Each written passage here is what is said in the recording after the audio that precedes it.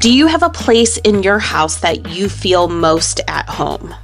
I don't know if there's a specific place, just because I feel like my home feels like a home, if that makes sense. I feel like every place feels comfortable. What makes a house a home when you're a kid in foster care? This mom built her answer from scratch. I would say probably the living room, because me and my mom spend a lot of time in the living room together. And then I also spend a lot of my time in my room. Whenever I get into my room, I just I'm like home and I'm safe, I guess. Hey, ambassadors, welcome back to Speaking of Kids. I'm Selley. Our conversation today is full of heart, literally, because we're talking about the foster care system and what it looks like when someone says, this isn't enough, and then build something better. So let me introduce you to Kate Wilson. She's a mom of 5 by adoption and the founder of Foster and Heart. Foster and Heart is a nonprofit based in Idaho that creates warm, loving homes for sibling groups who would otherwise be separated in foster care. What started with one house, Mimi's house, quickly became a movement. And today, she's not just opening doors, she's helping whole communities rally around kids, when really they're at one of the most vulnerable points in their lives. This is when all systems have failed and the trusted adults around them are not available. In this episode, we talk about squishmallows, sibling bonds, state policy, grief, chaos, and hope, and the very real ways that ordinary people, churches, businesses, and neighborhoods are stepping up to say, you belong here. Kate Wilson, thank you so much for being here. Yes, thank you for having me. So I wanted to start with, kids have so much wisdom, right? Yes. And what's a way that a child has shaped your work or your life and maybe hasn't even known it? Like it wasn't even something that they were proactively doing. It's just something that you observed and you're like, wow, that really moved me, really shifted my perspective. I think the biggest thing I've learned in working in this foster care system community is all these kids are so strong and resilient. And one of my favorite things that has really shaped me is that in any season of your life, you can be used in a positive way. And a lot of our teenagers just walk in the process of, them coming into foster care, them hurting, being broken, and then watching them transition right in front of us to where they could be like, I want to go back and make a difference in a younger person's life and speak life into them in a scary, dark situation. So I think the biggest thing I've learned is you don't have to wait to be an adult to make a lasting impact on someone's life. These young teenagers that have gone through it are coming back and wanting to be a positive influence on children who are facing foster care right now. I love that because I think oftentimes, you hear that kids are resilient and you see life-shattering situations happen in adults and you're able to see, sometimes them rebuild, but you never think of that same witnessed resilience in kids in a way. And so that must be pretty powerful to see.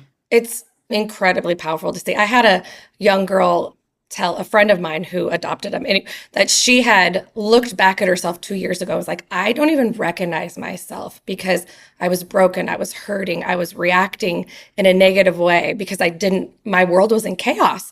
And so she wants to go back in and help these young kids to kind of help navigate what they're going through because it's hard to understand, but coming out on the other side, having the wisdom to go back and make a difference is huge. And I just love that. I think bad things happen to us, hard situations happen in our life, but how can we use those for positive? And so them wanting to do that. And every teen that we've had always says, that's my one thing. I want to go back and help the younger kids. So that's pretty incredible. And when we think of the word family, there's so many things that comes to mind. How do you define family? And what does family mean to you? Gosh, I think could be a big question. Obviously, the first thing I think of is my 5 children that obviously I adopted, 5.5 years ago. I mean, they came to me. I wasn't expecting to adopt 5 children, but they came and, the situation turned to where they could forever be my kids. And they were such a blessing. But also I look at every kid that has come in our home. I've had 91 kids I've fostered in my home personally, not just with Foster and Heart. But, it's an extension of family to us when they go home Now they're home with their biological family, but they're an extension of our family too. So I always like joke and say my kids have like 91 siblings out there because they may not live with us. They may not be with us forever, but they're family because they were in our home for a period of time. And so we've even, taken on some of the biological families as family too. And I get text messages, this is how good they did in school, or this is where they're going, or this is what sport they're doing. And it's a beautiful thing to look at this extension of family. That's a beautiful definition and some really good and interesting examples of the possibility of family. So I love that. For sure. Yeah. Was there a specific moment that made you say, okay, like we have to do this? What really sparked Foster and Heart for you? I was in the process of adopting my kids. Like we had termination of parental rights. We had gotten an adoption date. And I always say, like, that's when kind of the weight of the world lifted, kind of the unknown, in our home situation, what was happening. I knew I was going to adoption. And I had mentioned to the caseworker, because I saw this bigger picture. Why are siblings being separated? And why isn't that preventable? And so I mentioned to the caseworker at the time, I was like, you guys really need a home for sibling groups to go to when they enter care to prevent separation. And she just flippantly was like, you should do it. And I guess that planted a seed. And I just was like, you're right. Like if I see there's a need, why am I not pursuing a solution to that need? And so I brought this to a friend of mine and we just put it out there. And the community response was so huge. We're like, we can do this because we have the support of the community. So that's basically where it started, was with my own children's story and how they were separated for 9 months. Wow. I mean, that's a true boss mom thing to do. It's like you just see a need and you just fill it. Yeah. And I think too, at the time, I was like, I want something that my kids can be a part of, like this is a family nonprofit, not only obviously with our family, but all the staff, we've all become a family. And so I was like, I want my kids to be able to do this. And my girls are so passionate about Foster and Heart. And my middle daughter wants to run it one day when she grows up, and she wants to foster and adopt. And it's a beautiful thing to see, like your passion being, your kids living out that passion too. Is there a story behind the name? I wish I had some incredible story, but no, the hardest part about starting a nonprofit, I think, is coming up with a name that you're like, okay, this is who we are. You want to be powerful. And I knew I wanted, this is so funny. I just knew I wanted a plus in the middle. In my mind, I just had this visual of like foster plus something. So, you ran all the home, heart, or hope, like all these things. And then one day I was at a stop sign and I just felt like Foster and Heart. That's it. And I just went with it. And it's been incredible. I definitely think that was the name it was meant to be. And the plus, I think a good plus sign like adds like immediate like sophistication to anything. So yeah, it's so funny. That's all I had. I want a plus in there. And then 5 years ago at a stop sign, I got the name. So we went with it. So you've created 2 homes, Mimi's home and Bubba's home. Yes. That welcome kids during some of the hardest moments of their lives. Yes. As a child walking through the front door for the first time, what is their experience like? What does it look like? What does it feel like? What does it smell like? Yeah. What is it like for them? Obviously they're coming from a very traumatic situation. They're just removed from their home and they're walking into the door of a stranger's home. Like they don't, they've never been in there before. So our first goal is to make them feel safe and comfortable within our home environment. So they'll walk in. The best part, I think, is they're greeted by kids who have just gone before them. So the kids that came 3 weeks ago who were scared and unsure and didn't know what was going on are now greeting the ones walking in the door today and making them feel comfortable and safe and loved and protected within our home. Feed them. That's a big thing. Get them food right away, because sometimes we'll get notification, like the safety workers will let us know they haven't eaten all day. Make sure they get food. And then something we do is whatever they come in the house with, we inventory it. So we right away make sure we're documenting everything they're coming with so that they're leaving with those things. And then showing the kids around the house. Of course, the kids always want to see where they're going to be sleeping. Some kids will go up, and I've had kids who are like, I'm good for the day. I'm going to stay in here. I need to sleep. I need to nap and kind of rejuvenate myself. Some kids are just ready to go hang out, meet everybody else. It kind of like we flow with the temperature of the child when they walk in the door. But first of all, always making them feel welcome and safe. And, you alluded to something in terms of the way that the kids are greeted, but I just want to ask, like, have you seen a small gesture, something that maybe you didn't expect that made a kid feel really seen?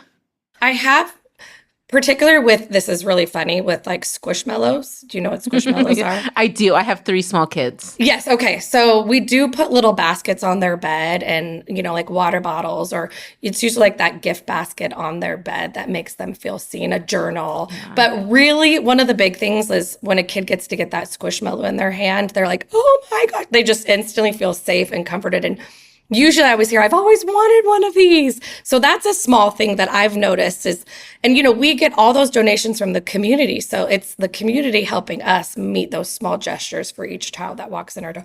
Honestly, even the 14, 15-year-old girls always want a squishmallow. So who doesn't want one? Yeah. I mean, they're so soft and they instantly make you feel comfortable. Just safe and comfortable. Yeah. And they'll snuggle them or sleep on them or whatever it is. But those are definitely little small things that I think that make a huge difference when they walk in our doors.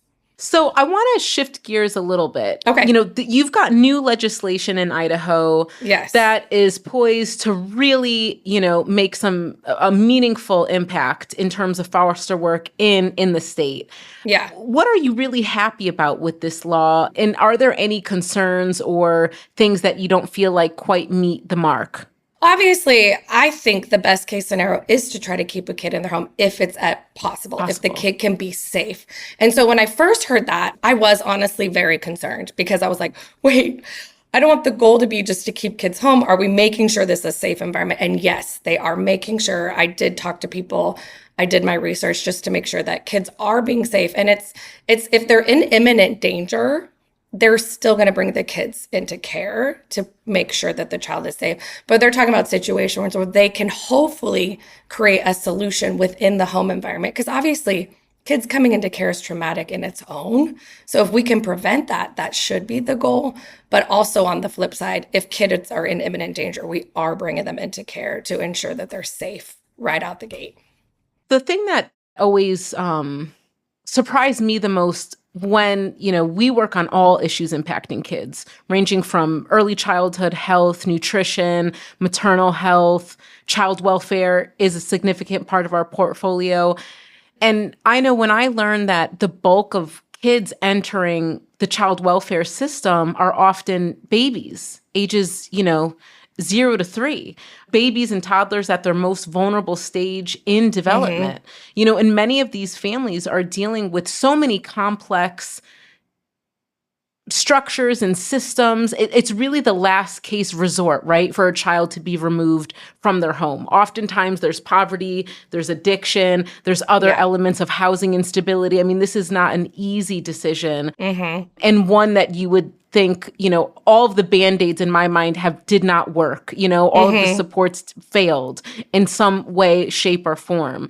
What upstream investments like, expanding the child tax credit, early childhood mental health, housing supports, do you believe really could help families, stay together and prevent these crises? I mean, in my experience, I would say the drug crisis is the biggest issue. Getting more drug education, maybe more resources for people with addiction, like going to the root of that. Because a lot of times they'll go in a child welfare case and CPS is called for whatever reason, and the home is really dirty, really bad. And we're not just talking like dust on the walls, or there's like feces on the ground. But usually the byproduct, the original root problem is drugs. And that's why the home is really, really gross and dirty and nasty. So my view is a lot of times we're dealing with addiction, not even necessarily just drugs, but alcohol addiction, where kids are really unsafe in their home because the parent is addicted. So I feel like if you could get, resources to people to help them break the cycle of addiction, then I think we could see more kids staying in their homes. At least just in my experience is what I've seen. Yeah.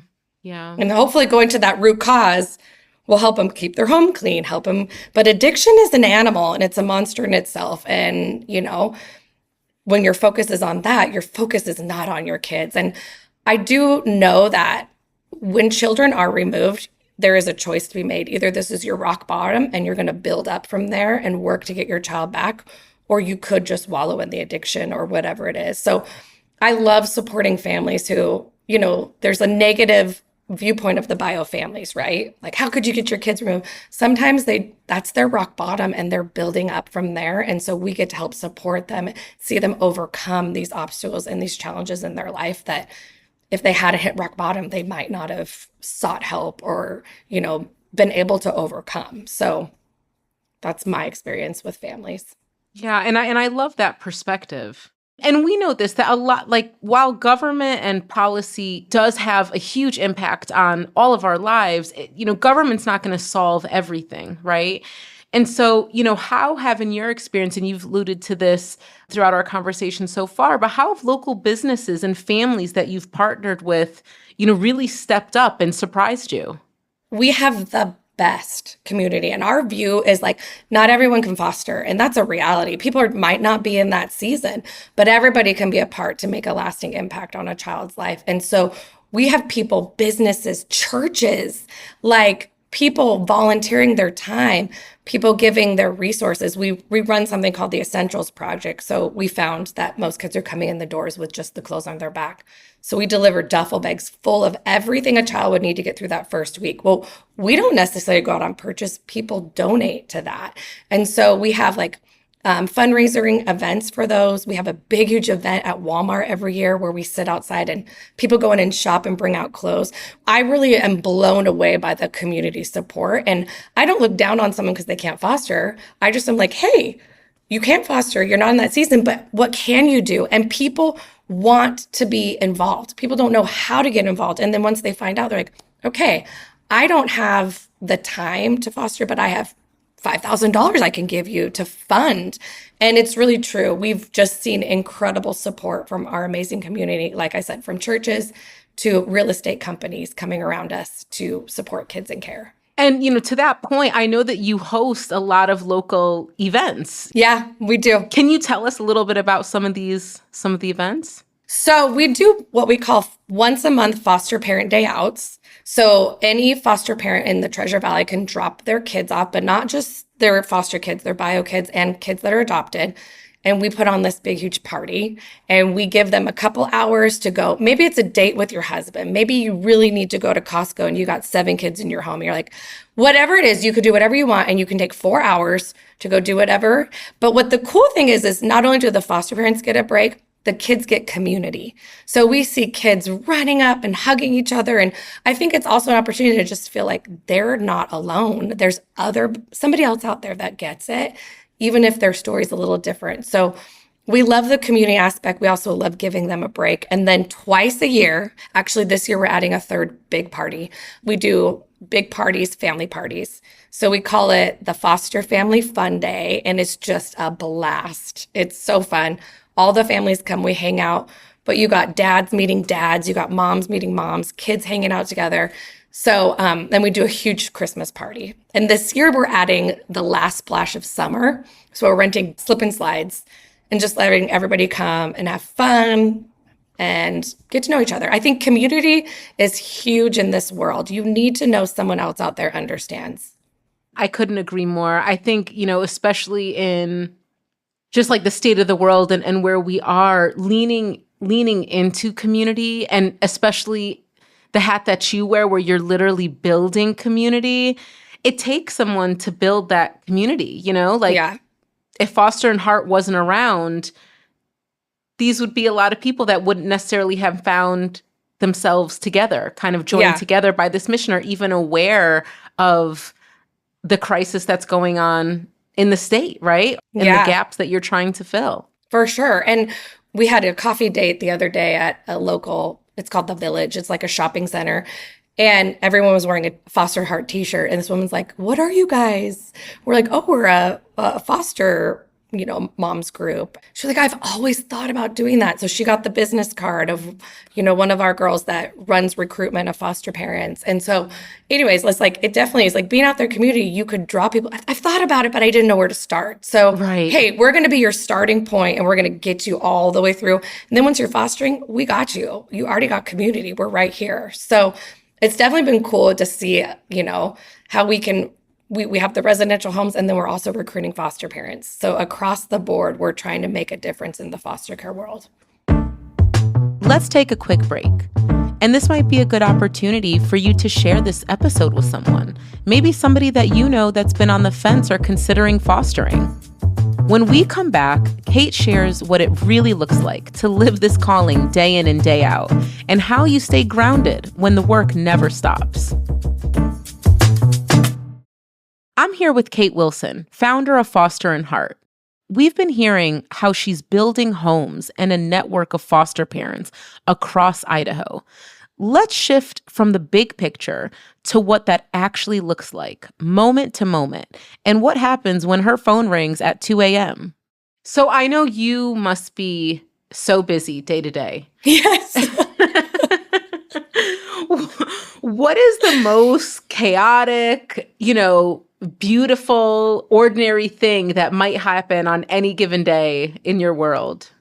I mean, just when you think it's a calm day, you get a call for a sibling group of 5 or whatever that needs a place to live. And so the other day, I'll just give this example. I was on vacation 2 weeks ago. 2 a.m. in the morning, I got a call. And I'm like, I knew it was for kids. And you're like, do I answer? That split second, I'm like, yes, I gotta. So 2 a.m. on vacation, I'm up till 4:30 in the morning trying to help get these kids into our home, because our homes are, obviously open 24/7. We have staff on that's awake. And so, yeah, that's kind of the chaos. It's 24/7, 7 days a week. You never know what's going to come. But I love it. I'm not clocking into a 9 to 5. So I feel like there's some freedom to be with my kids. But also I might get woken up at 2 a.m. to help a sibling group have a place to sleep that night. Wow. I mean, that's real. And I think that goes to show that you're walking in your purpose, right? Yeah. Like there wasn't a chance that you would have not picked up the call. Yes, I don't think that. So I definitely say it's a lot. It can be stressful, but it's so worth every second of it to walk alongside these children and be there for them. So yeah. In our line of work, what we typically say, and, we see it play out all the time, is kids are often an afterthought when it comes to policy and legislation and budget decisions. And while government can't solve all problems, it does have the ability to make such a significant impact. And so, if you could sit down with an elected official, what's a story or what's something that you would share with them that you would really want them to understand around this issue? I think it just goes back to keeping sibling groups together. For me, that's my passion. And I think people don't necessarily prioritize the bond and the connection that siblings have. And, statistically, when siblings stay together, the ability to heal is more successful, right? And their ability to bond is more better, and their ability to find a security and safety in a home is higher. I didn't even know until I watched it firsthand with my children that siblings were separated in foster care. Mm-hmm. I think, obviously, I understand where the department is too. They need to get kids in a home that night, right? But that's why Foster and Heart is here, because we're like, hey, you need them in a home tonight, but let's prioritize keeping them together.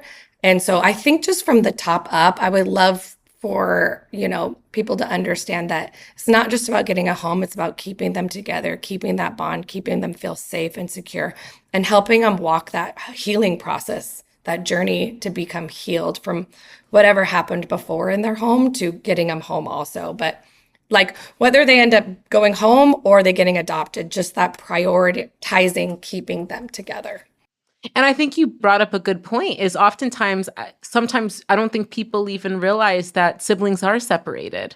Yeah. And I worked here locally for a very short time on the placement team where we would call families to place children.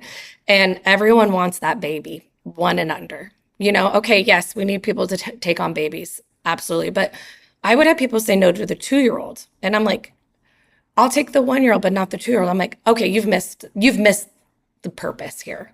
It's not a this or that. It's they're together. You either have space for both or you don't. Like, that would really grieve me. I remember getting off the phone many times crying because I'm like, no, we should this is not a child for your family. You're providing a safe place for them. It's not to fill your need, it's to help them out too, you know? And so I think people sometimes think, I want a baby, but what about the other siblings? They need you as well. So changing that mindset from feeling a need for you and looking at it like I'm feeling a need for these children and being their safe place and prioritizing keeping them together is so important to me. And to that note, you know, if there's somebody thinking like, maybe I can do this, like, what would you want people to understand? I basically would say that everybody has the ability to open their hearts and their homes to kids in care. I think sometimes we think it's like the special person, or, you know, we hear that all the time as foster parents. You're amazing. I'm like, okay, no, I just had a passion to help. That's really what it was. And I realized my place in this is like, however long a kid needs me, I'm going to fill that need. And so I think also stepping away from your own desire and being like, how can I be a safe place for a kid in the community?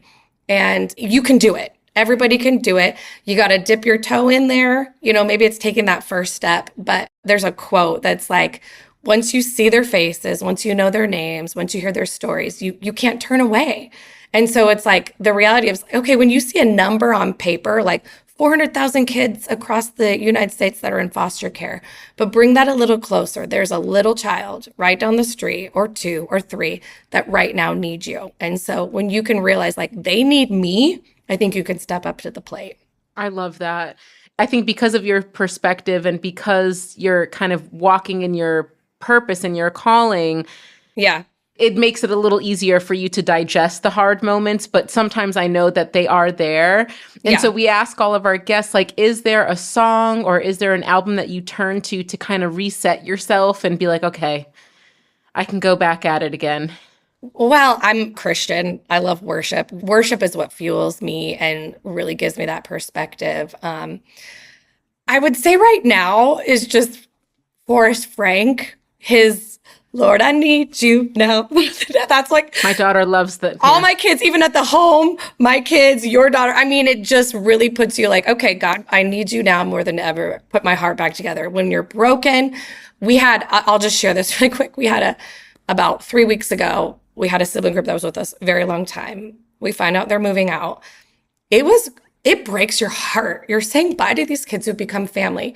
Now, you can hopefully keep in contact, but sometimes you can't. But still, that doesn't matter. Like, the life you've grown to know is changing. So it can be very grievous, and you're grieving the loss of these children as they move out.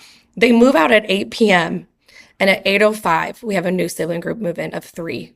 And so after you grieve, you're trying to like, okay, process all that. And now I'm trying to put on a happy face for these next kids so they don't feel like, oh, this is a Debbie Downer place. Right. Like, this is a sad place. We're like welcoming them. And I left that night feeling like, wow, this is a roller coaster. And I'm just, as if I keep my focus on the Lord and just, you know, like grieve, it's okay to grieve. And it's okay to pick yourself back up and get back out there because there's another sibling group that needs you. But I definitely my kids, we're in the car and they're like, put on Forrest Frank. He's just, not only is he like encouraging, but it's just like so exciting and fun. And we're dancing, you know, the whole little dance move. I love it. So that's probably who I turn to right now, Forrest Frank. But I always go to worship music is my thing. He's been in heavy rotation. Yeah. If I want to cry, though, not that I want to cry, but yeah, sometimes you do. I love Cane Band. They have some really good heartfelt music that's just like, oh, so good. So we love Cane Band too. And obviously Maverick City, Elevation Worship, all that. That's kind of who we all go to. So nice. Okay. Well, thank you so much for being here today. Yeah. This was such a great conversation. Yay. Well, thank you for having me. You're so wonderful to have us on. Yeah. And let us share who we are and what we do. So I appreciate it. What sticks with me in this conversation is how Kate doesn't just offer shelter. She offers belonging. The foster care system is made up of real kids, real families, and real moments of heartbreak and hope. It's easy to forget that when we talk about policy ideas. And here's the thing, while not everyone can foster, everyone can do something. You can donate, volunteer, organize, advocate, or just say yes to helping one child feel seen. If this episode moved you, share it, because the more we can talk about these stories, the more we can remind each other that kids aren't an afterthought. Speaking of Kids is a podcast by First Focus on Children. It's produced by Windhaven Productions and Blue Jay Atlantic. Elizabeth Wyndham is the supervising producer, Julia Wyndham is the editor, and Jay Woodward is the senior producer. For more information about this episode, please visit firstfocus.org.